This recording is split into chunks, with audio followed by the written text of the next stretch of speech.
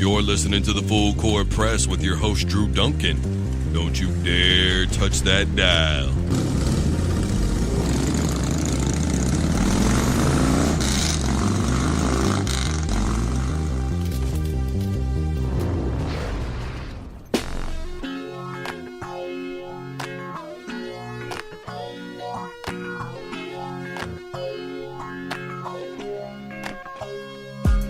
Hello, everybody. Welcome to the Full Court Press. I'm your host, Drew Duncan. We're live from the K-Sun Studios in Wichita, Kansas. I'm on Facebook, Twitter, and Instagram, all at Drew Duncan83. Folks, Bellator is about to hit hard and heavy once again this weekend, and there is going to be the first ever ladies flyweight fight. Participating in that is a lady that people around here may know, as she took down Jessica Middleton live on Spike Television. Everybody, please welcome to the program, Miss Macfarlane. Welcome to the show. I really appreciate you joining me today.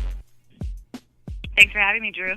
Now, I've got to know, because it's very uncommon for fighters, that at least that I've talked to, or that they admit to, having bachelor's degree. You yourself have one in indigenous people.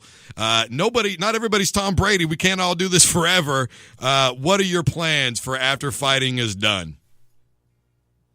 Well, so my original plan before I even got into fighting, I wanted to be a social studies teacher.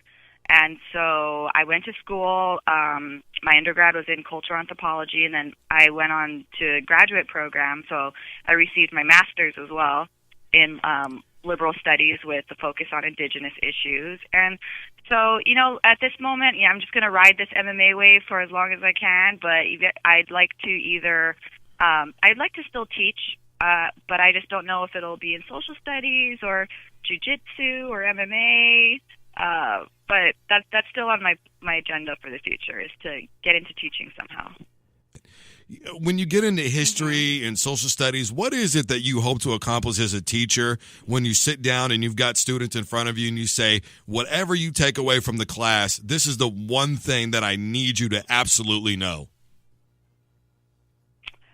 I want them to take away just acceptance of everyone, acceptance of different cultures, different societies. And that's what originally intrigued me about cultural anthropology, is just, all these wonderful different cultures and ethnicities and people and populations. And so I just want my students to be accepting and compassionate of all of these different beautiful people.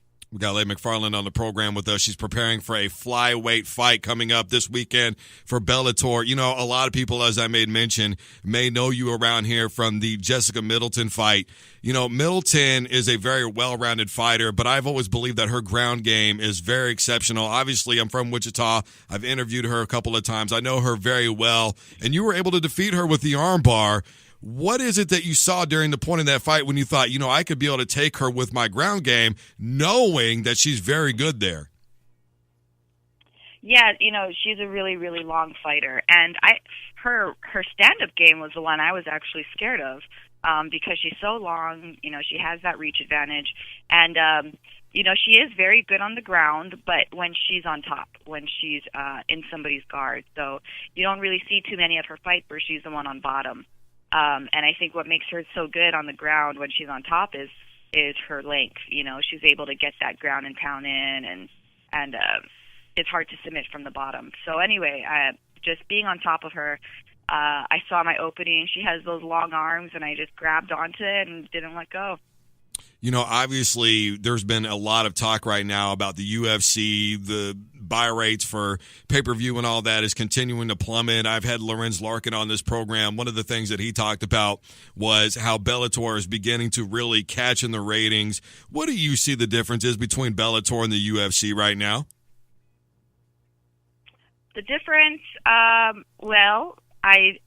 talked to a lot of fighters who actually have fought for both promotions, and I think the difference is just how they treat their fighters, and I think that a lot of times that translates over to the ratings and the viewings. It's like, the MMA fan, do they want to watch a fighter who doesn't like the promotion that they fight for, or do they want to watch, a fighter who does and enjoys their job? So, that's as far as I see, that's the difference with them. But also for my division alone, the flyweight division, the female flyweights, we started this division 2 years ago.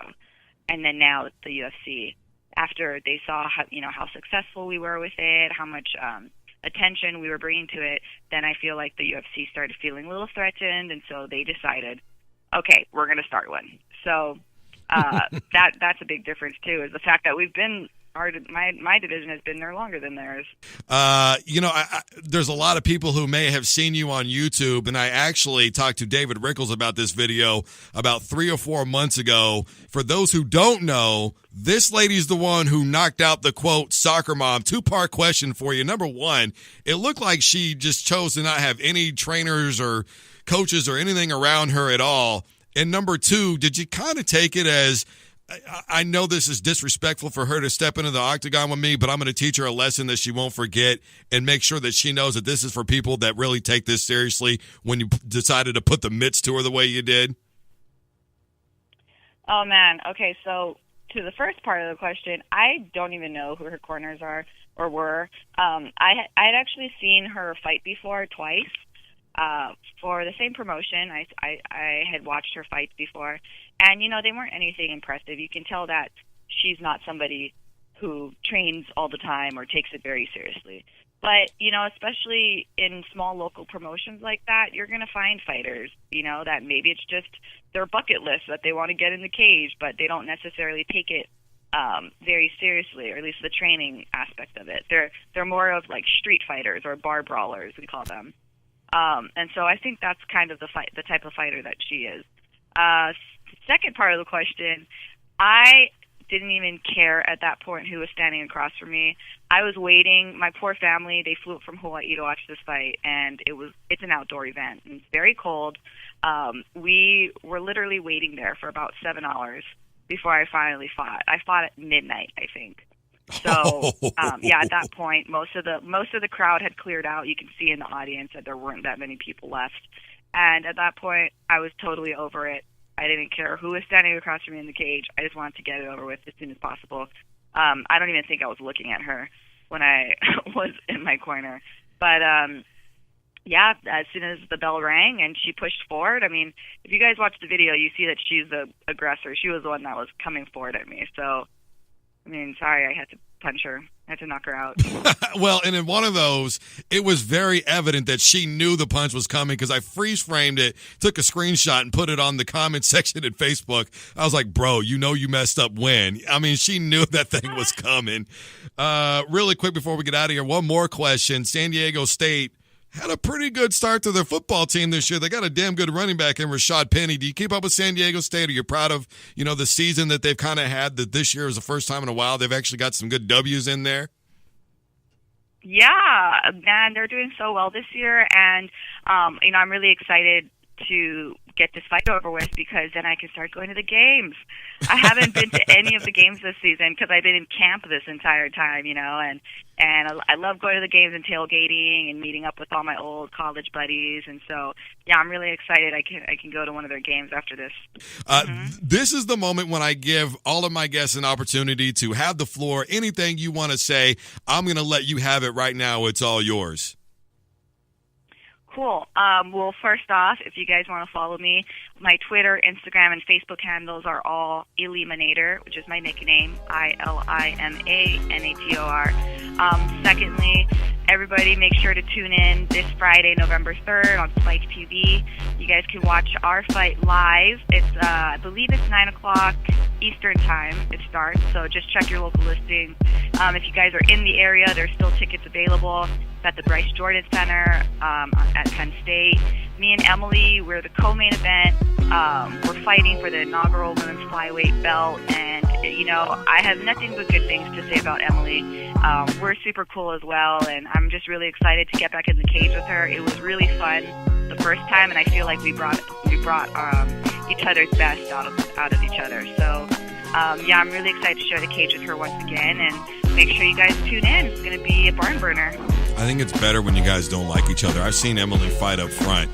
She doesn't like most people, so I don't know how you got in her good graces because I've talked to her.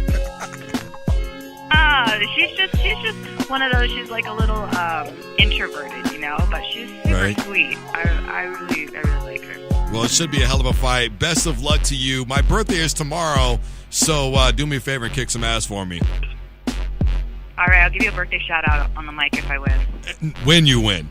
Maybe. Oh, maybe. Okay. I'm gonna be watching this Friday. Drew Duncan is your guy. Thank you so much. You are totally awesome. I really appreciate you being on the program today.